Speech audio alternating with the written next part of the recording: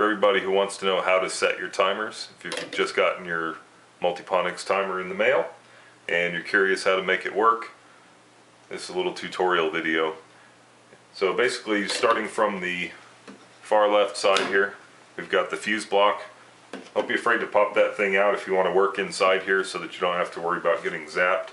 Now bear in mind, if you're plugged in, there are still some live terminals in there, so just be careful. It's always a good idea to unplug the entire unit before you do this, but if you just want to reset your timers, pop that little fuse block there, and it makes it really easy to do it without the power running. And then you can just push it back in to get everything restarted. So we're going to show you how to adjust these timers here. And the first thing that you need to do, if you have a little screwdriver, it works great. You can just pop that little plastic piece off right there. And inside this plastic piece, you'll notice all the numbers. If you rotate this, it will line up. There are numbers that line up with every point of this scale. So down on the inside of the timers here, you notice that we have two scales. There's a left scale and a right scale on the time ranges. The left timer works on the left scale. The right timer works on the right scale. So this is your on timer. This is your off timer.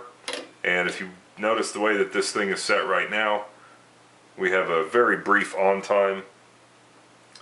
And when that thing kicks off, it's right around a second right there. If we turn this knob up, that'll take us to halfway on this scale, which this particular scale is 6 seconds on. So right now we're going to stay on for about 3 seconds.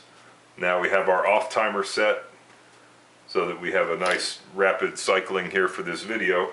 But ordinarily you might want to set this one to run for a couple seconds or even parts of a second, and then have your off timer running for a couple of minutes.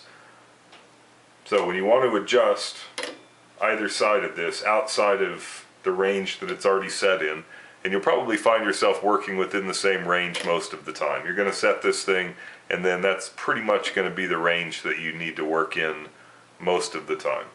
So if you're going to have a maximum of, say, 5 seconds on, then the 6 second time scale would work great for you. You could go all the way down to less than 1 second on, or all the way up to 6 seconds on. So when you're ready to set this time scale, just pop off the little cover here. There's a nice little dial, and let's say we're going to set this one to 3. We look on the side here, 3 is 10 seconds on, so that means that all the way at maximum we're going to have 10 seconds on. All the way at minimum, it's probably going to be in the neighborhood of half a second, somewhere in there. Halfway on is going to be 5 seconds. So if we wanted to have a 5 second on time, we would just lift this up, look at our scale, 10 second mode, put it halfway on to be 5 seconds on, and then we can take the cover, rotate the little numbers inside the dial face cover until they agree with whatever time range you're working on, pop that back together, and then stick it back into the timer block. Now there's no way you can stick that in improperly, because we have a nice little ridge here that makes sure that when you're putting that timer back in, that it's in the right orientation. So don't hesitate to pull these things out. That's how they're meant to be used. But once you get used to using it, like I said, you're probably going to get it set into one range, and 90% of your growing activities will be using that one range. So this is your on timer, this is your off timer. Right timer uses the right scale, left timer uses the left scale.